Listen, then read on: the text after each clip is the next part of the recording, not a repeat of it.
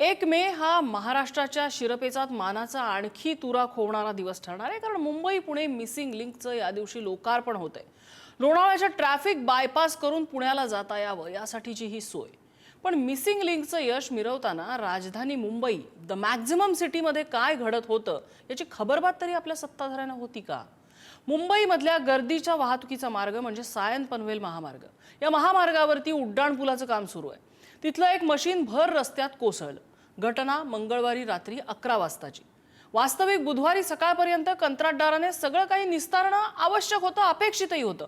पण प्रत्यक्षात हे अवजड मशीन हलवायला सुरुवात झाली बुधवारी दुपारनंतर, म्हणजे 12 तासांनंतर।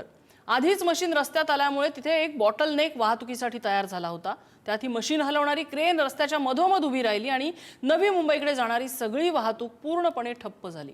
चेंबूर ते मानखुर्द हे अंतर एरवी 6-7 मिनिटात पार करणाऱ्या मुंबईकरांना या अंतरासाठी तब्बल 6-6 तास मोजावे लागले। अन्न नाही, पाणी नाही, शौचालयाची सोय नाही। नेमकं करायचं काय सर्वसामान्यांनी अशा परिस्थितीत? या दिरंगाईबद्दल कुणाला जबाबदार धरायचं?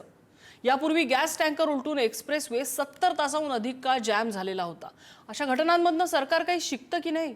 ट्रॅफिकमध्ये मुंबईतला सामान्य माणूस अडकतो। हा तोच माणूस आहे ज्याने मत देऊन लोकप्रतिनिधी निवडून दिलेत। त्या लोकप्रतिनिधींना या सगळ्याचं काहीच वाटत नाही। मॅक्झिमम सिटीची ही कोंडी कुणामुळे झाली आहे? कुणामुळे होतोय हा सगळा प्रकार? आपण याच विषयी आज चर्चा करायची आहे।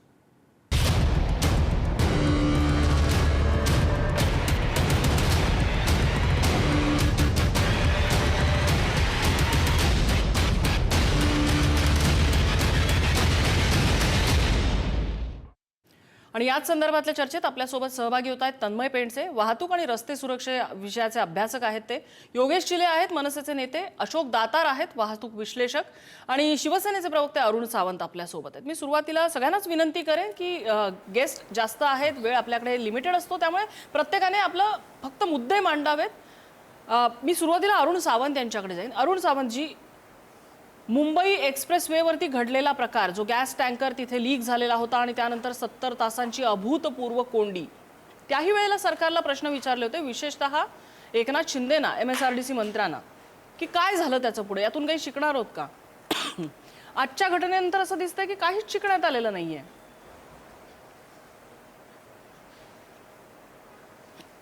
नम्रताजी, असं नाहीये। हा पहा, हा अचानक घडलेला एक अपघात आहे। हा मानखुर्दचं जे काही टी जंक्शन आहे हे आधीच बॉटलनेक झालेलं आहे आणि त्या तिथे काम चालू असताना ब्रिजचं काम चालू होतं आणि खाली जे तिथे एक अवघड मशीन जे होतं, अवजड मशीन, ते मशीन अचानक कलंडलं काम सुरू असताना आणि त्या तिथून जात असणारा एक पोलीस कॉन्स्टेबलचा सुद्धा त्यामध्ये त्या दुर्घटनेमध्ये मृत्यू झालेला आहे। त्याबद्दल आम्ही खेद व्यक्त करतो। त्याच्या परिवाराच्या सोबत आम्ही या दुःखामध्ये आहोत। आणि हा अपघात झाल्यानंतर जे अवघड मशीन तिथे पडलं होतं, ते अवजड मशीन परत योग्य ठिकाणी ठेवण्याकरता फार विलंब लागला आणि त्याच्यामुळे ट्रॅफिक हे वाढत गेलं। संध्याकाळची वेळ जसजशी जवळ येऊ लागली तसतसं चारही बाजूंनी ट्रॅफिक आलं आणि संपूर्ण रहदारी व्यवस्था तिकडची कोलमडली होती। जबाबदारीने विचारलेला आहे। रात्री 11 वाजता घटना घडते। आपण सुदैव म्हणूया की 11 वाजता घडले, ज्या वेळेला वाहतूक कमी होती। ट्रॅफिक जर तिथे जास्त असता तर त्यावेळेला केवढा मोठा हा अपघात होऊ शकला असता आणि देव न करो अनेक जणांना त्यामुळे जखमा झाल्या असत्या, त्रास झाला असता। पण रात्री 11 वाजता ही घटना घडली आणि त्यानंतर हे मशीन हलवायला सुरुवात होते दुसऱ्या दिवशी दुपारी 12 तासांनंतर। कंत्राटदारावर फक्त निष्काळजीपणाचा गुन्हा दाखल करून कसं जमेल? आपलं म्हणणं, नम्रताजी, आपण जे बोलत आहात अगदी योग्य आहे आपलं म्हणणं, परंतु कसं असतं, रात्रीच्या वेळेस हा अपघात झाला ही गोष्ट खरी आहे, परंतु त्यानंतर ते अवजड मशीन उचलण्याकरता जी यंत्रणा यायची होती, जे यंत्र तिथे मागवायचं होतं, ते मागवण्याकरता येण्याकरता खूप उशीर झाला होता आणि त्याचा परिणाम हा पुढे दिसून आला।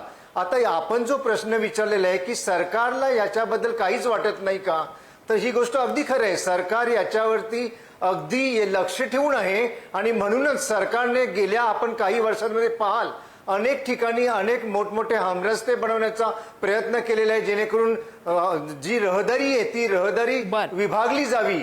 आपण आता जर पाहाल का उद्या सुद्धा एका ह्याचं उद्घाटन होत आहे मिसिंग सिलिंगचं। ते का सरकार या गोष्टी का करत आहे? तर जेणेकरून रहदारी जी आहे ती सुरळीत व्हावी आणि अचानक प्रचंड प्रमाणात जे काही वाहनांची हे वाढते ती डिवाइड व्हावीत, जेणेकरून एकाच ठिकाणी एकाच रस्त्यावरून जर वाहनं जेव्हा जात असतात आणि असं काही अपघात घडला तर मध्ये जर काही जायला वेगळे मार्ग नसतील तर असे प्रसंग उद्भवतात. आणि कधी कधी गंमत वाटते अरुण सावंतजी, सरकारला क्रेडिट आहेच, याचं सरकारला क्रेडिट आहेच. मिसिंग लिंक बांधली, ट्रॅफिक विभाजन व्हावं, अटल सेतू बांधला, सरळ मुंबई बाहेर पटकन बाहेर पडता आणि पडता येतं, त्यासाठी कौतुकच आहे सरकारचं. पण त्याच सरकारवरती जे आम्ही प्रश्न उपस्थित करतो, जेव्हा ठाण्यातनं दक्षिण मुंबईत जायला 3 तास लागतात, दक्षिण मुंबईतनं बोरिवलीत तुम्ही जिकडे राहता किती वेळ लागतो तुम्हाला? आता तुम्ही शिवसेना भवनात आहात, तुमच्या घरी तुम्ही किती तासांनी पोहोचाल? तुम्हीच उत्तर द्या त्याचं. मला येईन मी पुन्हा आपल्याकडे. मला योगेश चिलेंकडे जायचंय, मनसेचे नेते आहेत आपल्यासोबत. योगेश चिलेजी, तुम्ही नवी मुंबईतले नेते आहात. इकडे नवी मुंबईमध्ये वाहतुकीची कोंडी समस्या आहेच, पण काल जो प्रकार घडला, कुणाकडे बोट दाखवायचं? नाही, 100% याला सरकार जबाबदार आहे. याचं कारण असं आहे की असाच प्रकार 2 महिन्यापूर्वी मुंबई पुणे एक्सप्रेसवेवरती घडला होता आणि त्यावेळी हेच उत्तर देण्यात आलं होतं की याच्या पुढे मुंबईकर असतील किंवा महाराष्ट्रातल्या जनतेला ट्रॅफिक जॅमचा अशा पद्धतीने सामना करावा लागणार नाही. मित्र अरुण सावंत त्यांनी एक शब्द उच्चारला की अपघात अचानक घडला. अपघात अचानकच घडत असतात, त्याची तयारी आपल्याला पूर्वनियोजित करावी लागते. तुम्ही ज्यावेळी 500 आणि 1000 कोटीची कंत्राटं देता या कंत्राटदारांना, त्यावेळी त्याच्यामध्ये हे मेन्शन असतं की एखादा अपघात घडला तर तुम्ही तो अपघात सावरण्यासाठी किती वेळात सावराल आणि त्याच्यासाठी तुमच्याकडे कोणती यंत्रणा आहे. हे जर तुमच्या कॉन्ट्रॅक्ट मध्ये आहे तर काल 12 तास का लागले? तुमचं यंत्र किती मोठं असू दे, परंतु ते बाजू जर त्याच्यात काही बिघाड झाला किंवा त्याच्यामुळे ट्रॅफिक होत असेल तर ते बाजूला करण्याची यंत्रणा आपल्याकडे असणं गरजेचं आहे. मागच्या अपघातापासूनही आपण काही शिकलेलो नाही आणि मला वाटत नाही याच्या पुढे सुद्धा आपण काही शिकू. मला तन्मय पेंडसे यांच्याकडे जायचंय. तन्मयजी, गेल्या अनेक वर्षांपासून आपण महामार्गावरच्या वाहतुकीची सुरक्षा या विषयावर काम करताय. विकास मान्य आहे, पण अशा प्रकारची जेव्हा कामं होत असतात त्याला खरंच विकास म्हणायचं का? ही सुरक्षित पद्धतीनं कामं होत आहेत असं वाटतं का? सगळ्यात महत्त्वाचं आपण एक समजून घेतलं पाहिजे की म्हणजे आम्ही काय म्हणतो की traffic is always based on 4E, ज्याला इंजिनिअरिंग, एज्युकेशन, एन्फोर्समेंट आणि इमर्जन्सी, अशा पद्धतीने ट्रॅफिक हे डिवाइड होतं. जेव्हा रस्ते बांधले जातात किंवा जेव्हा आता फ्लायओव्हरचं काम चाललंय, जसं आता मनसेचे जे नेते आहेत योगेशजी, त्यांनी एक बरोबर मुद्दा मांडला की अपघात हे अचानकच होतात ना, अपघात हे सांगून होत नाही. सो आपल्याकडे जर का एवढा डेटा आहे की ओव्हरऑल महामार्गांवर कुठल्या कुठल्या प्रकारचे ॲक्सिडेंट झालेले आहेत, तर आपण अँटिसिपेशन केलं पाहिजे ना. जर का एवढ्या मोठ्या प्रमाणावरती फ्लायओव्हरचं काम चाललंय, तिथे जर का त्या प्रकारच्या क्रेन्स येणार आहेत तर कधी ना कधीतरी हे चॅलेंजेस येऊ शकतात. याचे अँटिसिपेशन आपल्याकडे ऍब्सोल्युटली नाहीये, अकाउंटेबिलिटी नाहीये. आणि नुसतंच आता तुम्ही म्हणलात की 6 ते 7 मिनिटं किंवा 12 ते 13 मिनिटं ऍक्च्युअली ह्याला लागतात. आता तिथे 5-5 तास लोक अडकून पडलेत. एजन्सीजमध्ये एकमेकांमध्ये समन्वय आहे का? तर नाही. एक्सप्रेसवेलाही तेच दिसलं की स्ट्रक झाल्यानंतर कोणालाच काही माहिती नव्हतं. जबाबदारी कोणी घ्यायची, जबाबदारी कोणी निश्चित करायची हे ठरतच नाही. दरवेळेस इंग्लिशमधली जी म्हण आहे डॉक्टर आफ्टर डेथ, की प्रत्येक वेळेस काही झाल्यानंतरच आपण बोलतो, पण हे ऍक्सिडेंट होऊ नये किंवा ऍक्सिडेंट झाल्यानंतर आपला ज्याला आपण क्विक रिस्पॉन्स म्हणतो, जसं एक्सप्रेसवेला क्युअरिटी आहे, क्विक रिस्पॉन्स टीम आहे की ऍक्सिडेंट झाल्यानंतर ती इमिजिएटली तिथे अवेलेबल होते. अशा पद्धतीचं जेव्हा आपण इन्फ्रास्ट्रक्चर डेव्हलप करतोय, कारण ती गरज आहे, ज्या पद्धतीचा ट्रॅफिकचा व्हॉल्यूम आपल्याकडे येतोय तो केटर करणारे आपल्याकडे रस्ते नाही. कारण रस्त्याची पण एक म्हणजे जे PCUs म्हणतो आपण, ज्याला पॅसेंजर कॅरिंग युनिटची पण एक रस्त्याची ऑक्युपाईंग कॅपॅसिटी असते. आपल्या रस्त्यांची ती कॅपॅसिटी संपलेली आहे हे आपल्याला मान्य करायला लागणार आहे. आणि आता ह्याच्या पुढे आपलं जेव्हा इन्फ्रास्ट्रक्चर होतं तर कुठल्या प्रकारचे ऍक्सिडेंट होऊ शकतात, कारण आपल्याकडे पूर्वी स्टॅटिस्टिकल डेटा नव्हता, आता आपल्याकडे त्याची कारणं पण आहेत.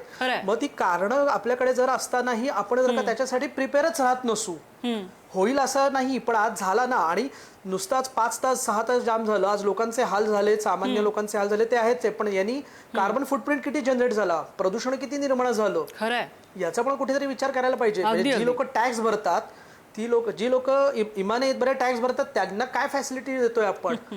आणि एजन्सीजनी अकाउंटेबिलिटी जबाबदारी निश्चित केली पाहिजे ना. प्रत्येक वेळेस उत्तर देऊन हे भागणार नाहीये ना, कारण सारखे एपिसोड हे रिपीट होत आहेत.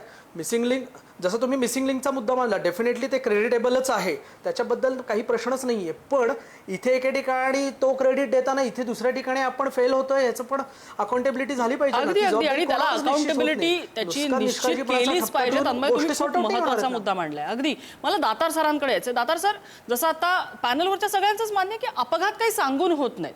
अपघात हे अपघात असतात, म्हणूनच त्यांना अपघात म्हणतात. ते असे होत राहतील कदाचित दुर्दैवाने एखाद्या ठिकाणी, पण अपघात झाल्यानंतर जो केऑस झाला, जी वाहतूक कोंडी झाली, ती टाळता आली असती का?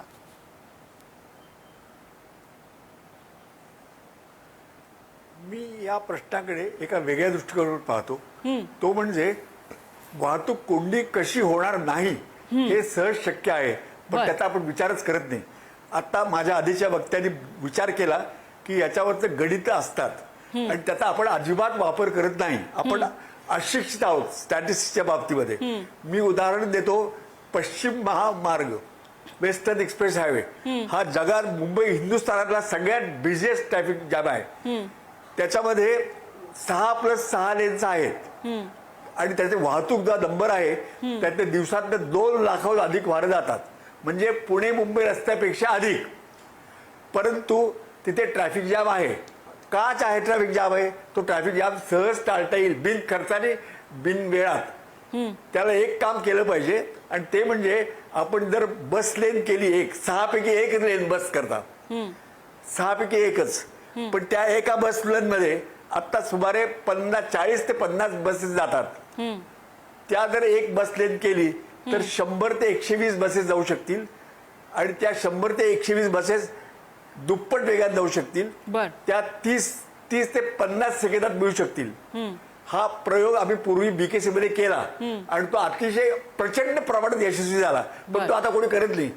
ही जर बस लेन केली तर बिन खर्चामध्ये 6 महिन्यात चालू करते आणि त्याच्याकरता आपल्याला प्रत्येक बसमध्ये एका आता सध्या 700 लोक प्रवास करतात दिवसाला, ते 1500 करू शकतील. त्याचा स्पीड डबल होऊ शकेल आणि त्यामुळे जी काही कमी वाहनं होतील इतर मार्गाची त्यांचा पण वेग वाढेल. त्यामुळे ट्रॅफिक जॅम ओव्हरनाईट विदिन 3 दिवसात वाढू शकतो. हा आम्ही BKC मध्ये हा प्रयोग केला होता आणि तो अतिशय यशस्वी झाला, पण त्याच्याकडे दुर्लक्ष केलं 2016 मध्ये. तर असं का दुर्लक्ष केलं आपण? पुण्याचा कोणी याचा विचार का नाही करत? BKC होता, देर इज आतापर्यंत एकही सोल्युशन विचार केला नाही WH करता. हा सगळ्यात मोठा हायवे आहे मुंबईतला, सगळ्यात हायएस्ट व्हॉल्यूम आणि हायएस्ट ट्रॅफिक जॅम 18 दिवसातून. त्याच्यामुळे बसेसचा फायदा होईल, तोटा जो आहे तो फायदा होईल आणि लोकांचाही फायदा होईल. नाही, अगदी हा तुम्ही जो प्रश्न मांडताय दाता, हा दूरगामी विचार करण्याचा नक्कीच आहे. सार्वजनिक वाहतूक व्यवस्था ही सक्षम केलीच पाहिजे, त्याच्यामध्ये प्रश्नच येत नाही. पण आत्ताचा हा जो प्रश्न आहे, या अपघातामुळे झालेली वाहतूक कोंडी आपल्याला टाळता आली असती का? मी अरुण सावंत यांच्याकडे येते. अरुण सावंतजी, टाळता आली असती का? या प्रश्नाचं उत्तर तुमच्याकडे सुद्धा आहे, पण याच्यावरती सरकार गांभीर्याने बघत नाही का? इथे ट्रॅफिक मधल्या अधिकाऱ्यांना, वाहतूक पोलीस शाखेच्या अधिकाऱ्यांना जबाबदार धरलं नाही? 1-2कांचं सस्पेन्शन झालं, पुन्हा एकदा अशा प्रकारची घटना होणार नाही, पोलीस वेळीच शहाणे होतील. कालच्या घटनेत झाले नव्हते असं नाही वाटत? नम्रताजी, पहा, प्रत्येक वेळेस एखाद्या अधिकाऱ्याला जर सस्पेंड केलं तरच सरकार जागरूक आहे असं म्हणायची आवश्यकता नाही. सरकार जनतेच्या हितासाठी ज्या ज्या काही गोष्टी करायच्या असतात त्या करण्याचा प्रयत्न नेहमीच करत असतील. मी तुम्ही माझ्या म्हणण्याचा चुकीचा अर्थ घेताय. मी म्हणते प्रशासन तिथे निष्क्रियपणे आहे. प्रशासनाने त्या ठिकाणचं ट्रॅफिक वळवू शकलं असता.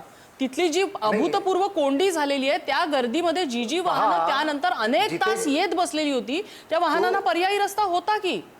त्या वाहनांना पर्यायी रस्त्याने सोडता आलं असतं, पण ते नाही केलं वाहतूक शाखेने.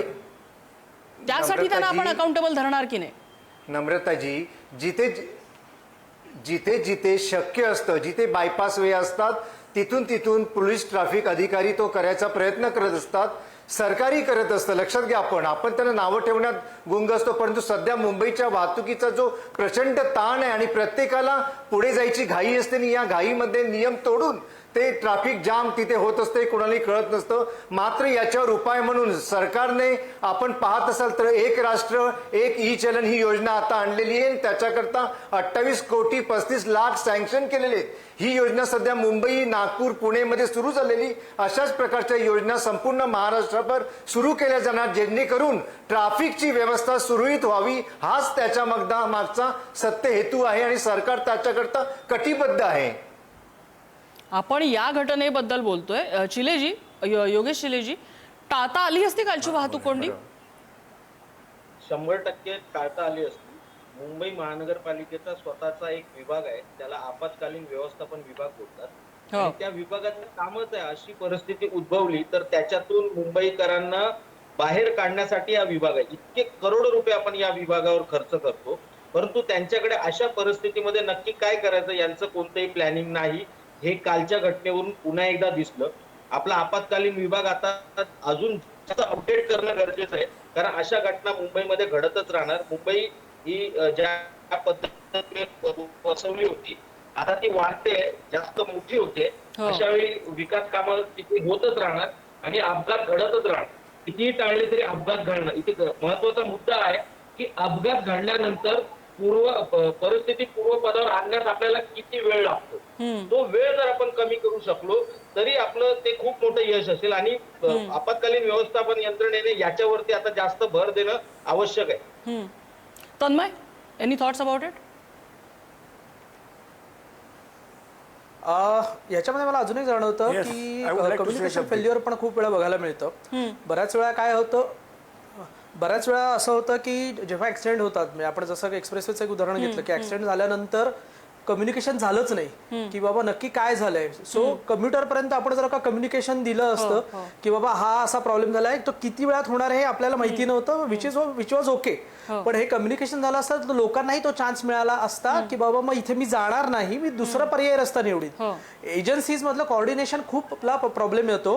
पोलिसांच्या बाबतीत पण आपण बऱ्याच वेळा बोलतो, मी पोलिसांबरोबर खूप काम केलेलं आहे. ऑनेस्टली सांगतो, प्रत्येक वेळेस आपण पोलिसांना पण दोषारोप त्यांच्यावरती करणं योग्य नाही. पोलिसांना खूप लिमिटेशन्स आहेत, कारण त्यांच्याकडे पोलीस जो 4E मधला मेन ई आहे एन्फोर्समेंट, पोलिसांकडे एन्फोर्समेंटच कमी आहे. आज आहे त्या एन्फोर्समेंटमध्ये they are running the show, जे खूप अवघड. कारण मी ग्राउंडवरती 10 वर्ष पोलिसांबरोबर काम केले. सो प्रत्येक वेळेस पोलीस हा सॉफ्ट टार्गेट होतो. पॉलिसी मेकर्स जे आहेत ते काय करतायत, माझा मुद्दा तोच आहे की आपण डेफिनेटली इन्फ्रास्ट्रक्चर वाढवतोय, ते चांगल्या पद्धतीने वाढवतोय, आपण पुढचा विचार करतोय, पण त्याच्यासाठीचे जे आता अडचणी निर्माण होत आहे, तर आपलं कम्युनिकेशन सगळ्या एजन्सीज बरोबर होतंय का फक्त पोलिसांनी सगळं बघायचं, बाकीच्यांनी बघायचं नाही. जे पॉलिसी मेकर्स आहेत, रस्ते आपण ज्या पद्धतीने बांधतोय ते कशा पद्धतीने बांधतोय. सो हा जो थॉट आहे आपण आणणार आहोत की नाही, आणि आपल्याला ईज ऑफ ट्रॅफिक कशा पद्धतीने करायचं याचं मॅपिंग करायला लागणार आहे. दरवर्षी किती संख्येने त्याच्यामध्ये वाढ होणार आहे याचा आपल्याकडे स्टॅटिस्टिकल डेटा आहे. जसं दातार सर म्हणाले की जर का त्यांनी BKC मध्ये हा प्रयोग केला तर गव्हर्नमेंट का करत नाहीये, इम्प्लिमेंट करून का बघत नाही, काय होईल, केल्याशिवाय आपल्याला कळणारच नाहीये ना. आम्ही एक्सप्रेसवर एवढ्या गोष्टी केल्या, आज त्याच्यामुळे आज फॅटॅलिटी रिड्यूस झाल्या. दातार सरांसारखे लोक जर का आहेत, सरकार का करत नाहीये, सरकार तो थॉट का घेत नाही, हा माझा महत्वाचा प्रश्न याच्यात मला वाटतो. मला दातार सरांकडे हाच मुद्दा घेऊन जायचा. दातार सर, तुम्ही सांगताय त्याचं कारण सांगतो. बोला बोला. ऐका जरा. ही फार महत्वाची गोष्ट आहे. गेल्या 10 वर्षामध्ये मुंबईमध्ये प्रायव्हेट गाड्यांची संख्या तिप्पट वाढली. रस्त्याची संख्या तेवढीच आहे. बसेसची संख्या निम्मी झाली. तुम्हाला माहिती आहे का, एका बसनी जवळपास दिवसाला पर स्क्वेअर मीटरला 20 पट लोक जास्त प्रवास करतात. जेव्हा बसेसची संख्या कमी होते आणि कारची संख्या वाढते आणि रस्ते तेवढेच राहतात, तेव्हा ट्रॅफिक जॅम हे अटळ आहे आणि नॅचरल आहे. तेव्हा हा आपण विचार केला, जर आपण जास्ती स्पेस बसला दिली आणि कमी स्पेस गाड्यांना दिली तर that will solve the problem without any problem. Y आपण विचारच का नाही करत, याचं गणित का नाही मांडत, याचा गणिताचा प्रॉब्लेम आहे. हे सगळे मला वाईट वाटतं, हे सगळे निर्बुद्ध लोक आहेत असं मी म्हणू नये. माझा दातार सर छोटासा प्रश्न असा आहे, तुम्ही सांगताय त्या विषयाला ऐका जरा नाही, तुम्ही सांगताय बसेसच्या विषयाला धरूनच. आता तुम्ही म्हणता ही बससाठीची separate lane. If I am not wrong, Tanmay, पुण्यामध्ये BRTचा प्रयोग झाला होता, ज्याच्यामध्ये ही संकल्पनाच होती की ती बससाठीची वेगळी रिझर्व्ड लेन असेल. पुण्यामध्ये हा यशस्वी झाला नाही प्रयोग. मुंबईमध्ये, मुंबईसारख्या शहरात हा प्रयोग यशस्वी होईल का? ऐका, मुंबईमध्ये पुढे हा झालं नाही कारण सगळ्यात प्रचंड महत्त्वाचं काय प्रमाणात होतं, यशस्वी. discipline त्याचं हा कारण सगळ्यात पुणे महत्त्वाचा जो मुंबई विषय आहे फार ना. जमीन असण्याचा फरक आहे. हा तर कारण असं आहे नाही not of discipline, don't worry about discipline. संख्या मुंबईमध्ये 6+6 आले त्याचे 3-4 रोड आहेत म्हणजे WEH, eastern express highway, SCLR, JVLR. परंतु तिथे आपण जर बसेसच्या करता लेन केली सगळीकडे नाही, मी सगळ्या मुंबईत म्हणत नाही, पण जिथे करणं शक्य आहे तिथे आधी प्रतिष्ठा होईल. मेट्रोवर काही त्याचा परिणाम नाही. मेट्रोने एवढे आणलं, किती वाहतूक आहे, 37,000 कोटी खर्च केले, 9 वर्ष खर्च केली आणि त्याच्यामध्ये आपण याचा बसले तर 9 महिन्यात 4 महिन्यात करू शकली असते. त्याचा वाहतूक पहिल्या महिन्यातच डबल झाली असते मेट्रोच्या. काय विचार करत इथे, काय असं करताय? मेट्रो करा, मला म्हणणं नाहीये, पण मेट्रोच्या बरोबर हे करा. इथं काय नाही करत तुम्ही? त्याचं कारण असं आहे, लोकांना आता सध्या कारचं कौतुक आहे, बाकीच्या वाहनाचं कौतुकच नाही. AC बसेस कम्फर्टेबल असू शकतात. We can use all AC buses, use electric buses, पण have a higher speed, have a dedicated lane that will wherever जास्त ट्रॅफिक आहे, जिथे कमी ट्रॅफिक आहे तिथे पार्किंग करा. तेव्हा there are solution for every road. I am not saying for everywhere bus lane. मुंबईला पुण्याला चालणार नाही, पण मुंबईला 100% यशस्वी होईल. It will be world record. It will overnight cross मेट्रोची रायडरशिप ॲट अ कॉस्ट ऑफ 10 कोटी कम्पेअर टू 37,000 कोटी. काय विचार करत नाही याचा कोणी? आतापर्यंत 10 वेळा 20 वेळा प्रयत्न केला. म्हटलं तुमच्याकडे प्रूफ आहे, मी व्हिडिओ काढले त्याचे. BKC मध्ये MMRDCच केलं होतं. त्या 4 लाखाचा प्रोजेक्ट होता, तो 3 महिन्यात सहज केला आणि त्याला प्रचंड यश मिळालं. दर 30 सेकंदाला एक बस होती आणि ती बस भरभरून जात होती. ट्रॅफिक जॅम ओव्हरनाईट कमी झाला. Why not?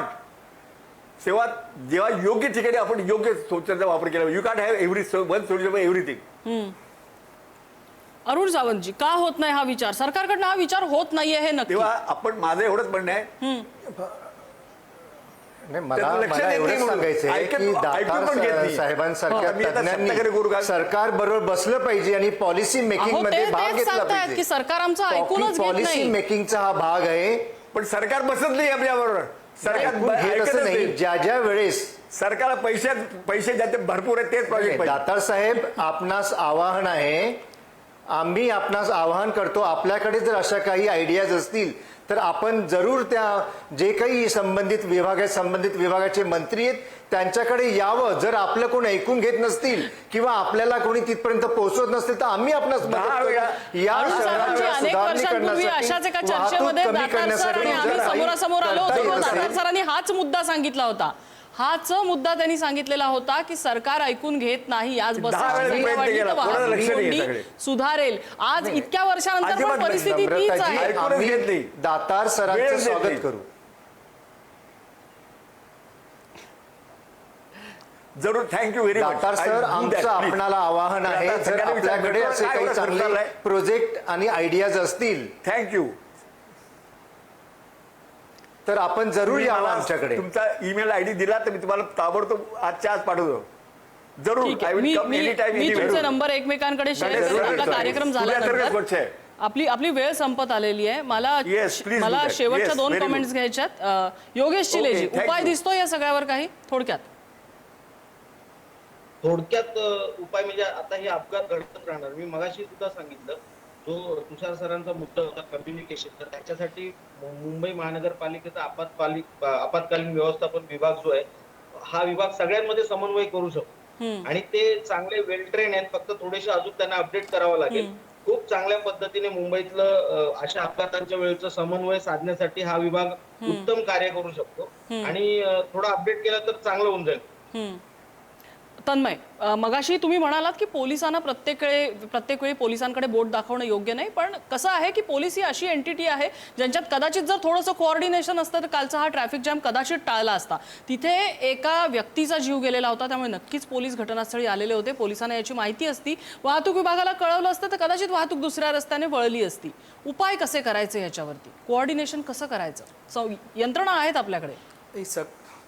सगळ्यात महत्वाचं यंत्रणा आहेत आपल्याकडे, पण आपल्याकडे जर enhance 365 केलेल्या ट्रॅफिक जॅम होत असला तर तो कधी करायचा नाही का? म्हणून मी म्हणतो आणि सगळ्यात महत्वाचं आपल्याला एनहान्समेंट करायला यंत्रणाचा वापरच करत नाही.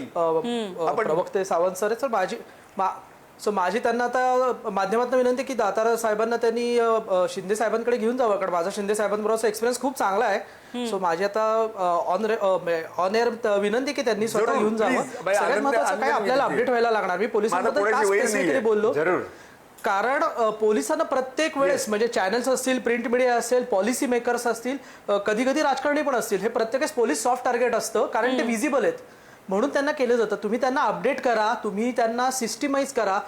आज आता एक्सप्रेस वेला इंटरसेप्टर व्हेकल्स आल्या. सुरुवातीला पोलिसांकडे अपग्रेडेड मशिनरी पण नव्हती. ते किती बरं, त्यांच्यावरचा जो ताण आहे तो पण कमी व्हायला पाहिजे. याच्यासाठी एन्फोर्समेंट आली पाहिजे. वाहतूक विभागाचं त्यांचे काम करतायत का, तर ते नक्की करतायत. ते कमी पडत असतील, अगदीच कमी पडत नाहीत असंही माझं म्हणणं नाहीये, पण ते कमी का पडतायत हे पण आपण समजून घेतलं पाहिजे ना. कारण एन्फोर्समेंटच त्यांच्याकडे नाहीये, तर कुठे कुठे ते कमी पडणार आहेत. सो आपल्याला दाता सरांनी जशी काही सोल्युशन दिली, we have two of that innovative solutions. आपण ते करून बघितलं पाहिजे. करून बघायच्या आधीच जर का होणार नाहीये हे जर का म्हणत असतो तर याला काहीच लॉजिक नाहीये. आज एक्सप्रेस वेवरती 10 वर्ष आम्ही इतक्या गोष्टी केल्या, करून दाखवल्या त्या. कारण काय? सो त्यामुळे आपण त्या गोष्टी केल्या पाहिजे. आपण ज्या ज्या नवीन नवीन गोष्टी आहेत त्या करायला पाहिजेत. दातार सर, थोडक्यात माझी वेळ संपत आली. याचं लॉजिक ऐकून घ्या जरा. आणि ही दोघांची जबाबदारी, म्हणजे सरकारची पण जबाबदारी आणि सिटीजनची पण जबाबदारी. आपल्या सरकारला जास्त खर्चाचे प्रोजेक्ट करायचे असतात. आपल्या सरकारला ज्यामध्ये पैसा खूप लागेल असे प्रोजेक्ट करत असतात, ज्याला पैसा लागणार नाही असे प्रोजेक्ट करायचे नसतात. त्याचं कारण सरळ आहे. सो बिन खर्चाचे प्रोजेक्ट करतच नाही. पार्किंग मध्ये इन्कम होतं ते नको. नाही, दुर्दैव मेट्रोमध्ये दुर्दैव खूप आहे. खर्च आहे, तो जर project करा. दातार सर तुमचं हे निरीक्षण बस असेल तर हे अतिशय कमी नक्कीच खर्च आहे, ते दुर्दैव नाही आहे. करायचं. एक गोष्ट दुर्दैव नक्की नाहीये. की आपण मिसिंग लिंक सरळ उभारतोय, आहे. सी लिंक उभारतोय, शक्य आहे. आपण अटल सेतू Natural आहे. उभारतोय, आपण मोठमोठे हायवेज बांधतोय, ज्या हायवेज वरती आज विमानं उतरू शकतात. पण दुसरीकडे आपल्याच शहरांमध्ये ही वाहतूक कोंडी एखादा बोळा साठलेल्या गटारासारखी जर अडकत असेल तर हा दिव्याखालचा अंधार इथल्या यंत्रणांना दिसणार आहे का? त्या प्रश्नावरती सकारात्मक पद्धतीने कधी उत्तर शोधलं जाणार आहे का? आज दातार सरांसारखे एक्सपर्ट्स आहेत जे आज सांगतायत त्याच्यावरती उपाय, कमी खर्चातले उपाय, ते कधी ऐकून घेतले जाणार आहेत का? प्रायोगिक तत्वावर का होईना त्याची अंमलबजावणी करून बघितली जाणार आहे का? या सगळ्या प्रश्नाची उत्तरं सरकारला द्यावी लागतील. या चर्चेसाठी सगळ्या मान्यवरांनी वेळ दिला. सगळ्यांचे आभार. आजचा धुळा इथेच थांबतोय.